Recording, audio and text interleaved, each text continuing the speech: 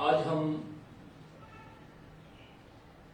जो जम्मू कश्मीर में पंचायती राज एक्ट की बात कर रहे हैं, रूल्स की बात कर रहे हैं।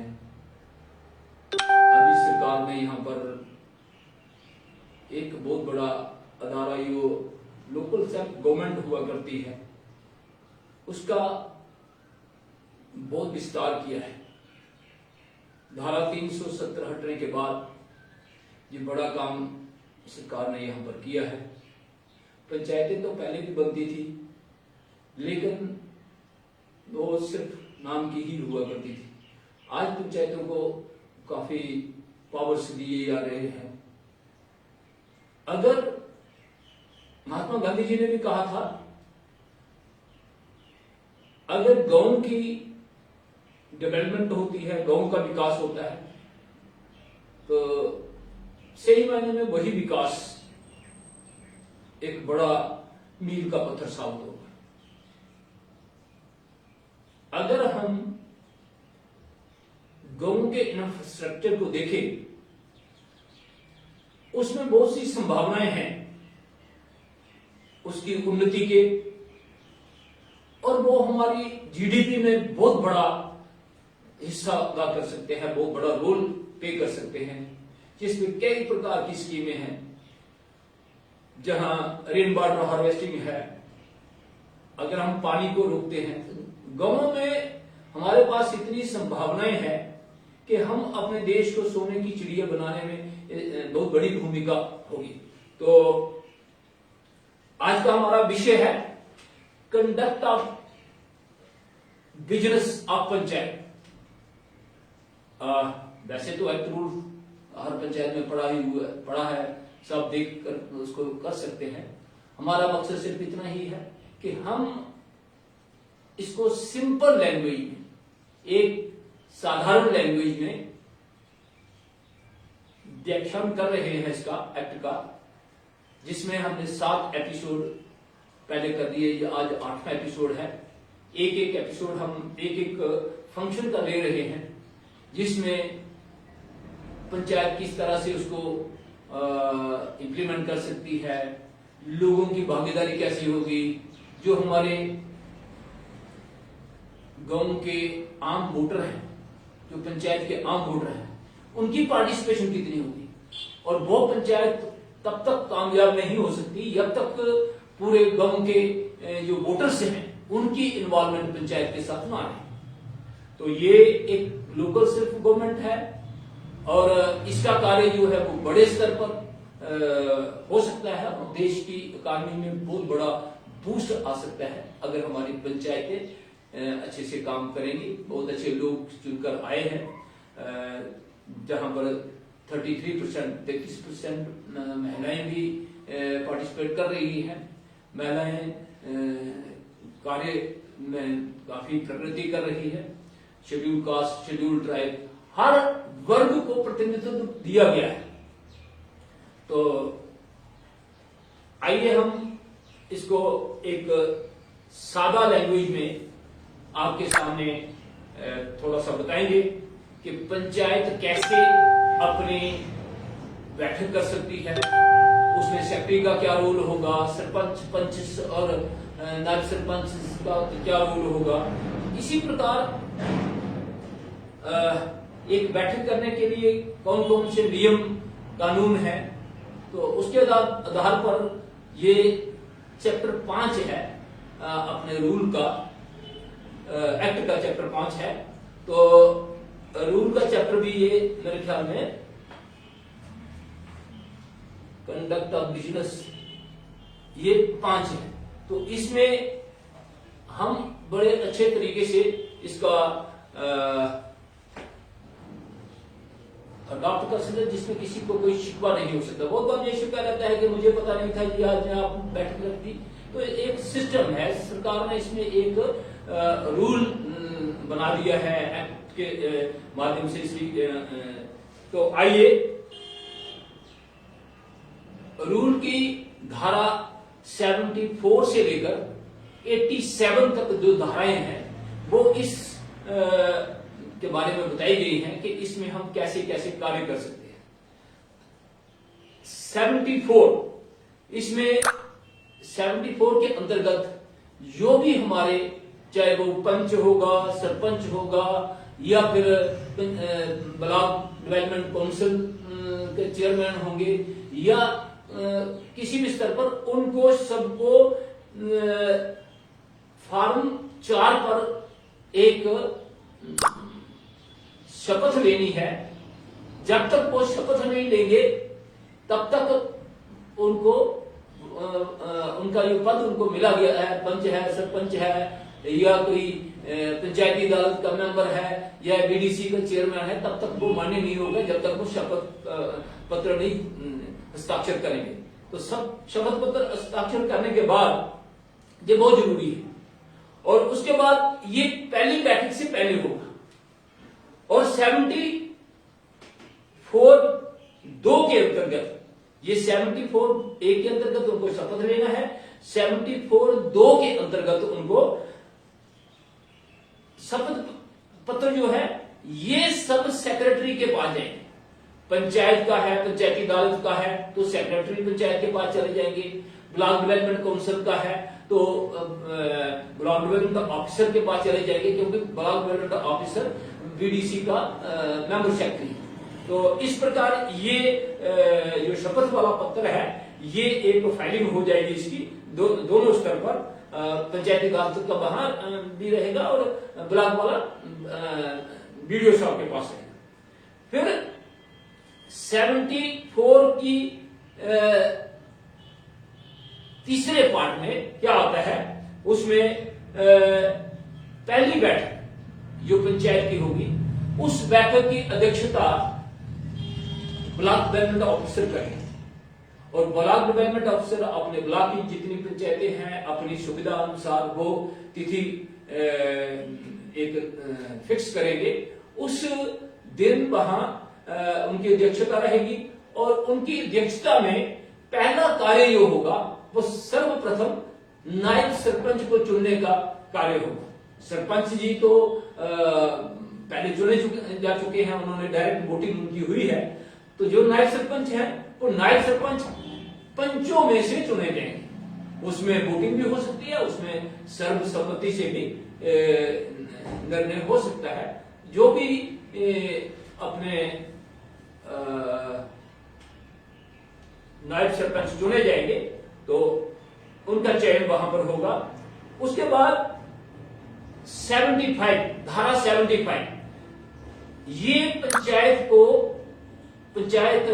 को हर माह एक बैठक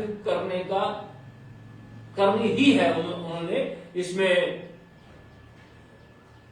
जो 74 मैंने कहा, जिसमें वीडियो साहब को पहली बैठक करनी है, वो एक्ट में भी धारा 24 है। 24(2) के अंतर्गत block development officer is born to preside over the meeting for the election of the नायब सरपंच, पहली बैठक। और फिर 75 में ये पंचायत को एक निर्णय करना है कि वो अपने पंचायत की एक बैठक हर माह फिक्स करेंगे, और वो स्टेशन भी उस पंचायत का पंचायत हेडक्वार्टर ही होना चाहिए। ये एक और उसकी सरपंच साहब उसकी अध्यक्षता करेंगे। अगर सरपंच साहब नहीं है तो सरपंच साहब की अनुपस्थिति में नायब सरपंच साहब उसका अपने बैठक की अध्यक्षता करेंगे, बैठक बुला सकेंगे। फिर 76 आता है, यह है नोटिस ऑफ मीटिंग। कोई भी बैठक करनी है तो एक सामान्य बैठक जो महीने में एक बार होती है, उसके लिए 7 दिन का नोटिस दिया जाएगा सभी पंचों को सरपंच साहब की ओर से। अगर सरपंच साहब अनुपस्थित हैं तो नायब सरपंच साहब की तरफ से दिया जाएगा। ये सेक्रेटरी ये अनिवार्य होगा। अगर कहीं इमरजेंसी मीटिंग करना पड़ती है, कहीं आउटब्रेक हो जाती है, कहीं कोई ऐसा आपदा जैसी स्थिति हो जाती है, तो ऐसी सूरत में जरूरी होने पर या इसमें दो तरह की बैठकें हो सकती है। या तो पंच कहें, पंच भी मेजॉरिटी पंचों की रिक्वेस्ट अगर सरपंच या नायब सरपंच को करती है कि हमें एक इमरजेंसी मीटिंग करनी है, तो भी 3 दिन के अंदर बैठक हो सकती है। और अगर सरपंच या नायब सरपंच को भी उनको भी अगर बैठक करनी है तो वो भी 3 दिन के नोटिस पर भी बैठक कर सकते हैं। ये 76 धारा, रूल की धारा 76 के क्लास 2 के अंतर्गत इमरजेंसी मीटिंग का प्रावधान इसमें है। फिर 76 की क्लास 3 जिसमें स्पेशल या नियमित बैठक के लिए पंचायत नोटिस बोर्ड पर नोटिस लगाना अनिवार्य होगा। पंचायत के नोटिस बोर्ड पर भी वो नोटिस लगेगा, पंचों को भी दिया जाएगा, और जहां जरूरी हो तो आगे पीछे भी लगाया जा सकता है। और फिर 76 की क्लास 4 के अंतर्गत किसी कारण अगर कोरम पूरा नहीं है, कोरम कितना है, हमारे सब पंच और सरपंच मिलाकर, सरपंच और नायब सरपंच मिलाकर 2/3 मेजॉरिटी, 2/3 लोग उपस्थित होने चाहिए, तभी वो बैठक मान्य होगी। अगर उससे कम है तो वो बैठक मान्य नहीं होगी। अगर वो बैठक पोस्टपोन करना पड़ती है कोरम के कारण, तो नोटिस दोबारा देना पड़ेगा। 7 दिन का नोटिस या 3 दिन का, जो भी परिस्थिति हो, तो उसमें वो नोटिस दोबारा देना पड़ेगा। तो फिर प्रोसीजर ऑफ मीटिंग क्या है, एक मीटिंग करने का तरीकाकार क्या है, एक बैठक करने का तरीकाकार क्या है, तो इसमें कुछ बिंदु दिए गए हैं, तो उन बिंदुओं पर हम आपके साथ चर्चा कर सकते हैं। ये रूल 77 है। तो इसमें बैठक जब निर्धारित समय पर होगी, तो उस बैठक में अगर सरपंच साहब किसी कारणवश अनुपस्थित हैं, समय पर नहीं आ पाए हैं, तो 30 मिनट के बाद नायब सरपंच जो है वो पहले तो ऐसा है कि अगर 30 मिनट के अंदर सरपंच या नायब सरपंच दो में से अगर पहले जब मीटिंग शुरू करनी है वहां पर सरपंच साहब अगर नहीं है, तो नायब सरपंच अध्यक्षता कर सकते हैं। अगर 30 मिनट के अंदर ना वहां नायब सरपंच है और ना ही सरपंच साहब हैं, तो जो भी पंच वहां पर आए हुए हैं, अगर उनका कोरम पूरा है, तो वो एक रेजोल्यूशन डालकर एक अध्यक्ष अपने में से मुकर्रर कर सकते हैं विद द वाइस बोर्ड, और वो अध्यक्षता उस बैठक की करेंगे। लेकिन उसमें शर्त रहती है कि यूं ही सरपंच या नायब सरपंच साहब बैठक में आ जाते हैं, तो अध्यक्ष को अपनी कुर्सी वेकेट करना पड़ेगी और अध्यक्षता सरपंच या नायब सरपंच साहब के पास चली जाएगी। ये इसमें रूल 77 और का एक धारा है। तो इसी प्रकार जो 77(2) के अंतर्गत 77 की क्लास 2 के अंतर्गत सेक्रेटरी पंचायत ये रिस्पॉन्सिबल होगा कि वो अपनी सारी जो कार्रवाई है वो फॉर्म 5 पर एक कार्रवाई रजिस्टर होगा, फॉर्म 5 पर बना हुआ, उस पर सारे बिंदुवार रजिस्टर्ड करने हैं, रिकॉर्ड करने हैं, सारी कार्रवाई रिकॉर्ड होगी। और उसको कंफर्म करने के लिए पंच या नायब सरपंच या सरपंच साहब उसको हस्ताक्षर करके अप्रूव करेंगे। कार्रवाई खत्म होने के बाद वो जो भी अध्यक्षता करेंगे, अध्यक्ष के हस्ताक्षर होना अनिवार्य है। तो ये इसमें कुछ अपने एक्ट की सेक्शन 25 है। इस सेक्शन के अंतर्गत भी सरपंच या नायब सरपंच को बैठक की अध्यक्षता करनी होगी, ये जैसे आपको पहले बता दिया गया है, और बिंदुवार लिखने की जिम्मेदारी होगी।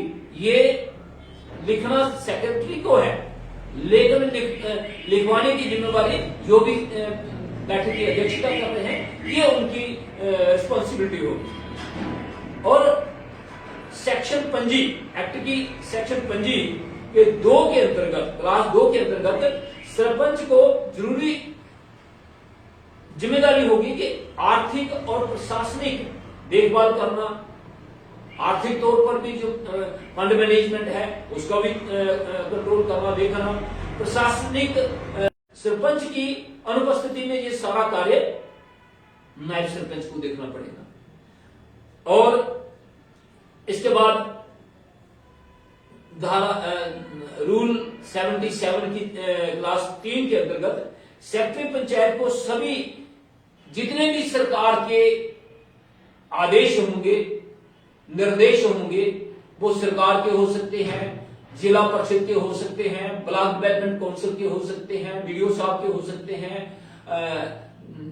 वो डीपीओ साहब के हो सकते हैं, जो भी सरकार की तरफ से, किसी डिपार्टमेंट की तरफ से जो भी सर्कुलर होंगे, ऑर्डर्स होंगे, वो पढ़कर बैठक में बताने की जिम्मेवारी जो है वो सेक्रेटरी की होगी। और सेक्रेटरी को जो भी कार्रवाई लिखनी है वो उर्दू में लिखनी होगी।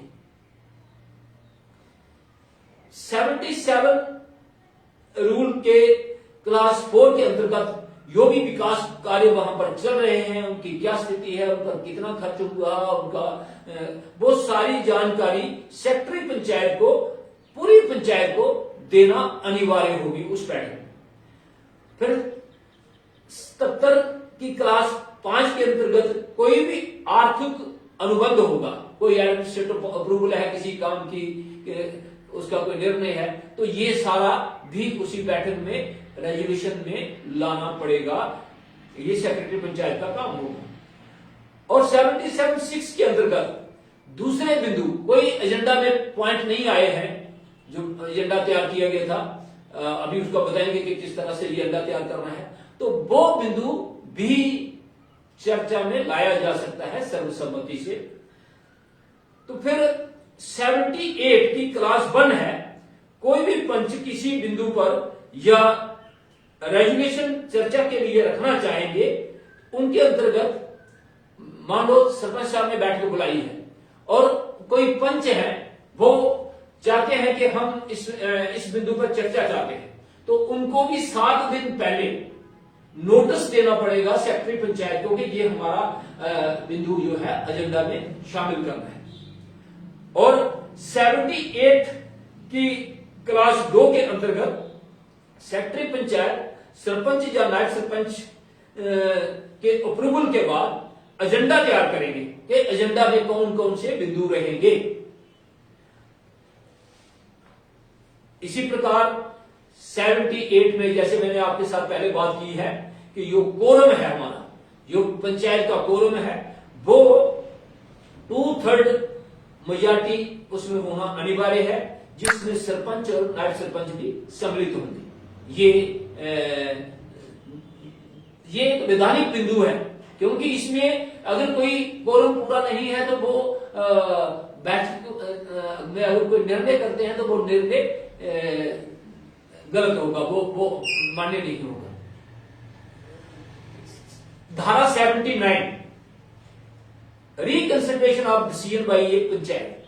पंचायत कोई निर्णय कर लेती है, उस निर्णय पर कोई एक पंच कहता है कि ये मुझे मंजूर नहीं है, या पंचायत का कोई भी आदमी कहता है कि इस तरह से नहीं होना चाहिए, इस तरह से होना चाहिए, तो उसी वक्त 3 महीने तक लिए हुए किसी निर्णय को वापस करने के लिए कानूनी तौर पर उनको 2/3 मेजॉरिटी होना अनिवार्य है। जब किसी निर्णय को वापस करना है तो उसमें 2/3 बहुमत का होना जरूरी है। 3 महीने के बाद उस पर पुनः विचार किया जा सकता है, लेकिन 3 महीने से पहले उसमें 2/3 मेजॉरिटी से ही उस पर विचार कर सकते हैं। 2/3 मेजॉरिटी होना अनिवार्य है। धारा 80 है, यह है मिनट्स बुक।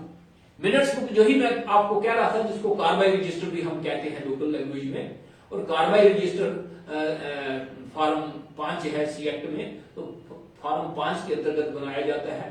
तो उसने बिंदुशाह हर बैठक की कार्रवाई जो है वो सेक्रेटरी द्वारा उस पर रिकॉर्ड की जाएगी और वही रिकॉर्ड एक पंचायत का होगा। पंचायत की सारी कार्रवाई उस पर आनी चाहिए और जो अध्यक्ष हैं उनको ये अप्रूव करना, बैठक के अंत में उनको अप्रूव करना पड़ेगा, उनको हस्ताक्षर करना पड़ेंगे। ये एक छोटे से बिंदु थे जिन बिंदुओं पे हमने यहां पर चर्चा की कि हम किस तरह से बैठक कर सकते हैं। बैठक करने के लिए नियम कानून क्या है, उन कानून के अंतर्गत हम काम करें लोगों को। और ये रजिस्टर जो है, ये रजिस्टर जो कार्रवाई रजिस्टर जिसे हम कहते हैं, ये कोई भी आदमी, ये ऐसा नहीं है कि उसको अलमारी में बंद करके रखो, ये कोई भी आदमी वहां पर देखना चाहे वो आकर देख सकता है कि कौन कौन से बिंदु वहां पर, तो ये सबके लिए खुला रखना पड़ेगा।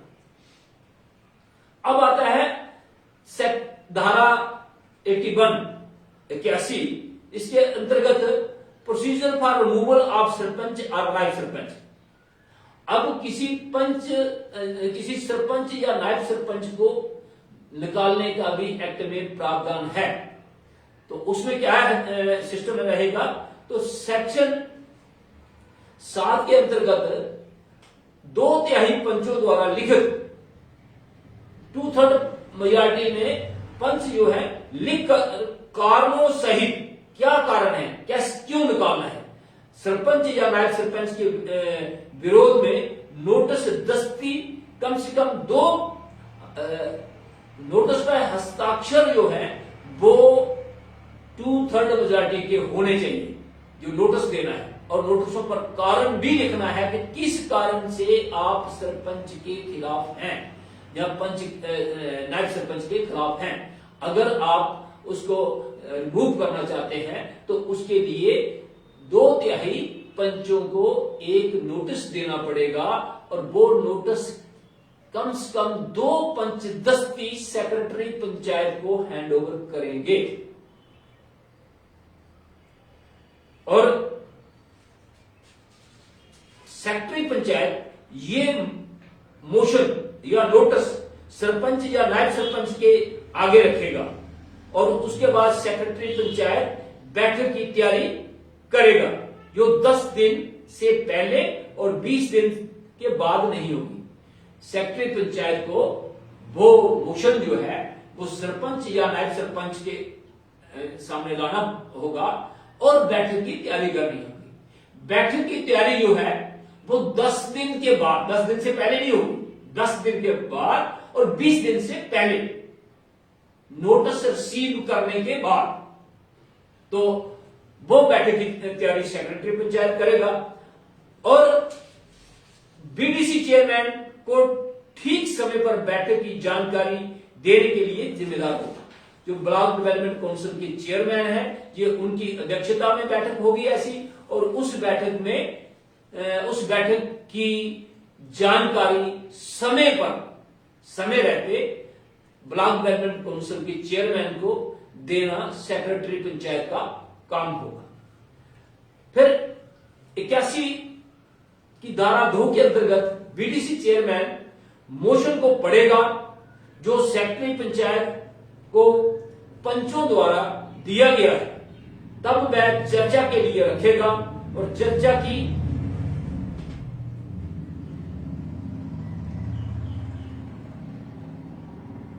उपरांत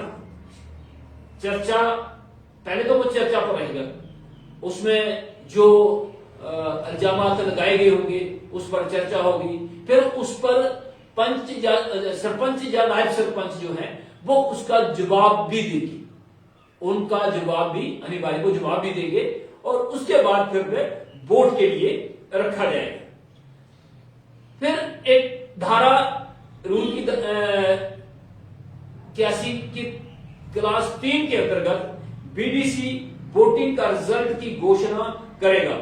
जो भी वोट वहां पर पड़ेंगे उनकी घोषणा करेंगे और ये मोशन मान्य तभी होगा जब उसमें 2/3 मेजॉरिटी उस मोशन के साथ होगी। जब किसी भी सरपंच या नायब सरपंच के विरुद्ध कोई मोशन लाया जाता है, मोशन पर चर्चा होती है, चर्चा के उपरांत उसका जवाब भी होते हैं और उसके बाद फिर वोटिंग होती है। तो वोटिंग में उस मोशन को मान्य तभी माना जाएगा जब उसमें 2/3 मेजॉरिटी उस मोशन के हक में होगी। अगर कम होगी तो वो गिर जाएगा। फिर रूल 81(4) के अंतर्गत बैठक की कार्रवाई मोशन सहित, वो जो मोशन पेश किया गया था, और वोटिंग रिजल्ट सहित बीडीसी चेयरमैन को चेयरमैन देगा। ये सारी कार्रवाई, ये घोषणा जो है, ये ब्लॉक डेवलपमेंट काउंसिल के चेयरमैन जो है वो करेंगे। और 81(5) के अंतर्गत सब रूल 1 के अंतर्गत अगर मोशन 2/3 मेजॉरिटी से पास होता है तो उसी वक्त जब मोशन पास हुआ, जो भी सरपंच या नायब सरपंच होंगे वो पद मुक्त हो जाएंगे। उसके बाद उनकी जो पद है वो उनके पास नहीं रहेगा। और फिर 81 धारा 81(6) के अंतर्गत जब सरपंच रूल 5 के अंतर्गत पद मुक्त हो जाएंगे, रूल 81 की क्लास 5 के अंतर्गत अगर पद मुक्त हो जाते हैं तो उनको अपना चार्ज सरपंच या नायब सरपंच, अगर नायब सरपंच के खिलाफ मोशन है तो नायब सरपंच अपना चार्ज सरपंच को देंगे। अगर सरपंच साहब के खिलाफ चार्जेस हैं तो वो अपना चार्ज नायब सरपंच को देंगे। अगर दोनों के खिलाफ मोशन है तो वो अपना चार्ज सेक्रेटरी को देंगे, सेक्रेटरी पंचायत को देंगे। और सेक्रेटरी पंचायत जो ही जब तक उसका बंदोबस्त होगा तो वो आगे हैंड ओवर कर देंगे। अगर नायब सरपंच पद मुक्त हो तो ये मैंने आपको बता दिया। तो जो रूल के अंतर्गत सरपंच और नायब सरपंच चुने जाएंगे उनको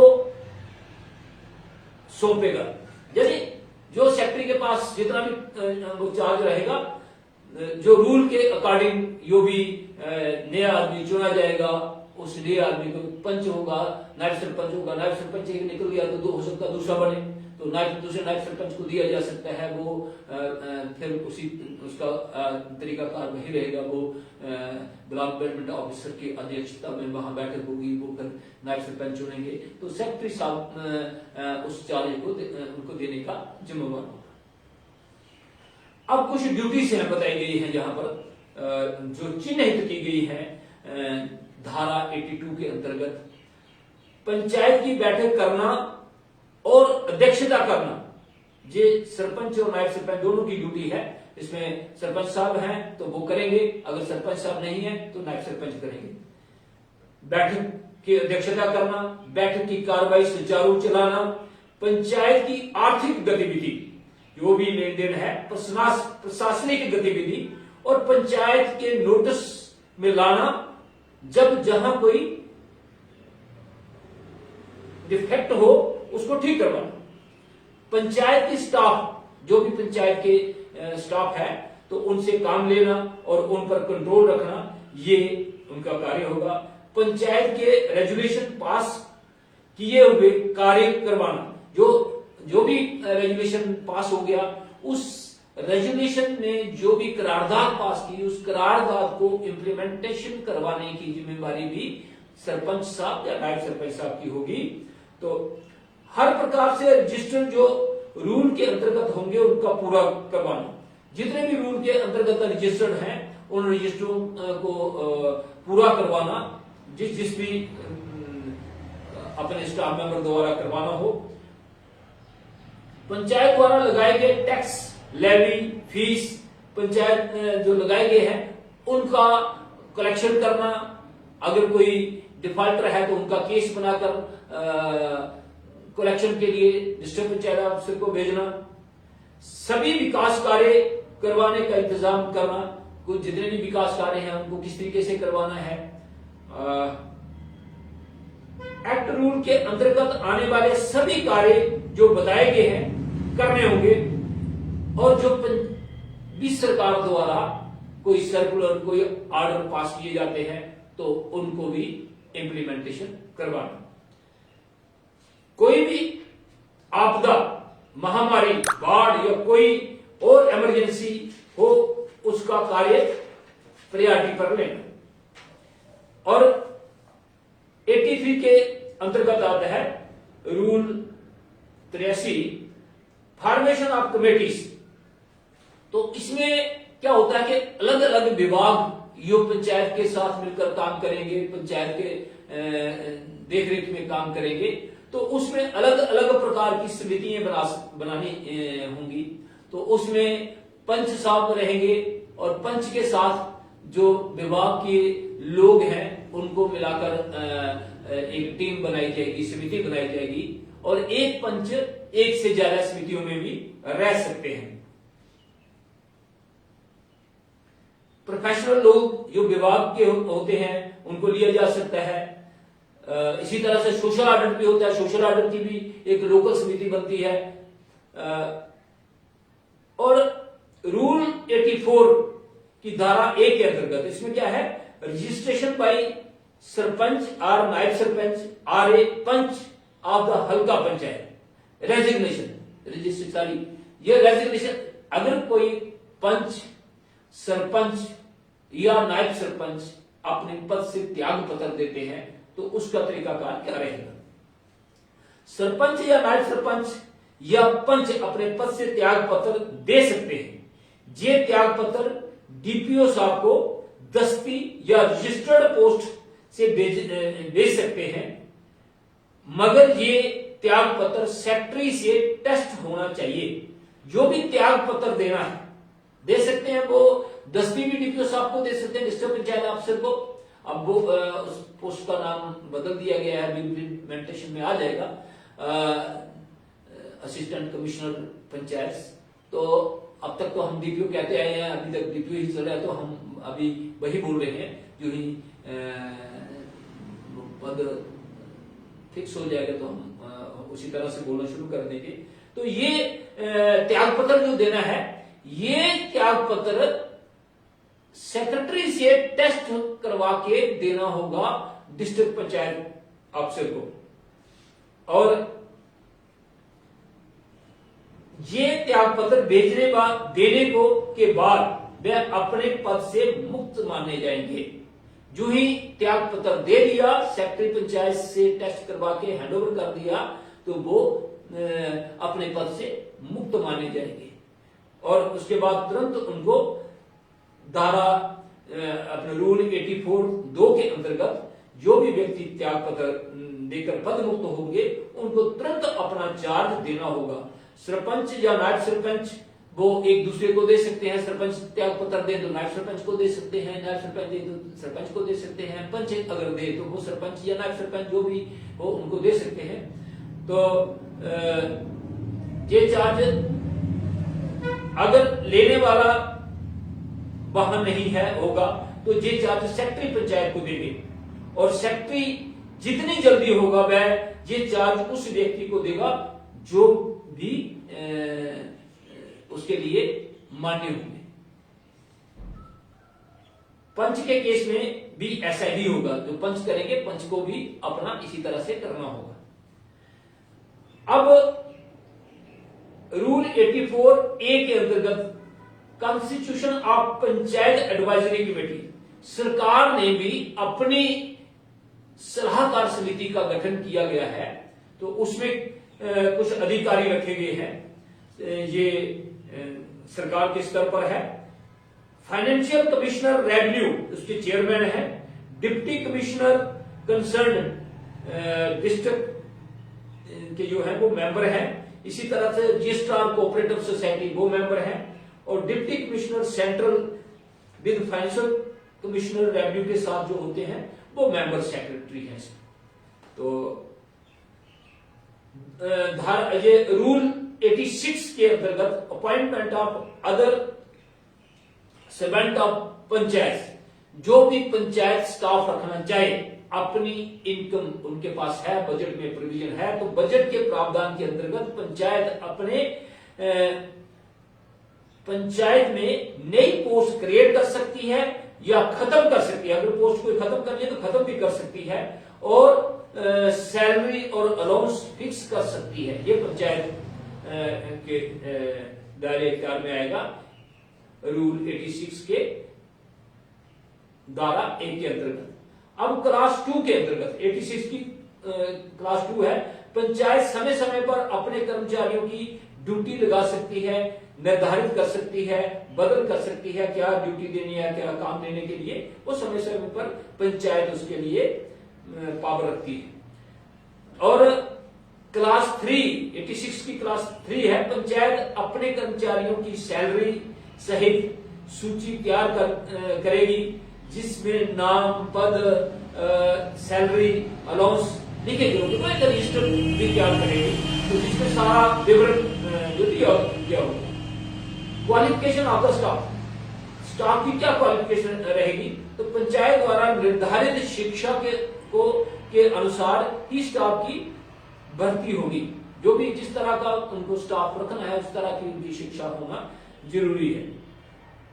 और 88 में disposal of assets and liabilities of the panchayat, तो मैंने तो 87 तक कहा था, 88 उसमें आता है कि कहीं कोई पंचायत का एरिया म्युनिसिपैलिटी में, टाउन एरिया कमेटी में, नोटिफाइड एरिया कमेटी में या कंटोनमेंट में अगर चला जाता है, तो अगर पूरी पंचायत का एरिया चला जाता है तो उसकी सारी जो आर्थिक लेन देनदारियां या देनदारियां जो होंगी उसकी जिम्मेदारी फिर उसी संस्था पर रहेगी जिसके दायरे में आएगी।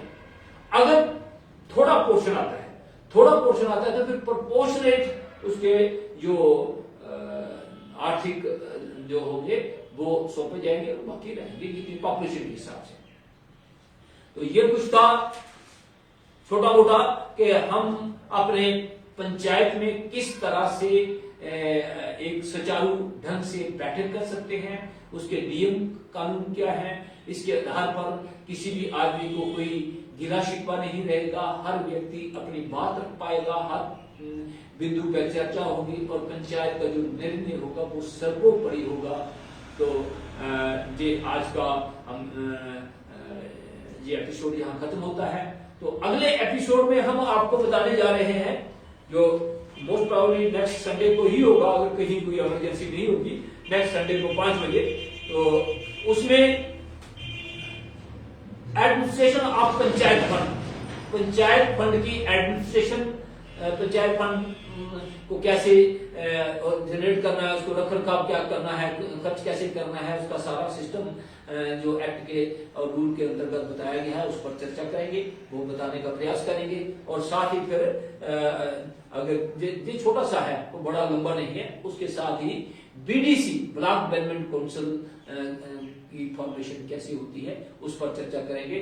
तो आप सब ने बड़े ध्यानपूर्वक सुना है और सबसे मैं रिक्वेस्ट करूंगा कि आप इसको लाइक शेयर भी करें। मैं इसको कल YouTube पर भी डाल दूंगा, तो YouTube के माध्यम से आप इसको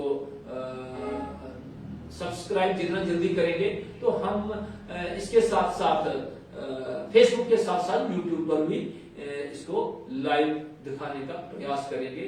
बट उसमें 1000 सब्सक्राइबर्स की जरूरत रहेगी और मैं उम्मीद करता हूं कि वो जल्दी ही 1000 सब्सक्राइबर हो जाएगा। आप सब इसको सब्सक्राइब करें, उसकी नोटिफिकेशन आपको आती जाएगी और हम आपको YouTube भी साथ साथ लाइव दिखा दिया करेंगे। बहुत बहुत धन्यवाद, नमस्कार।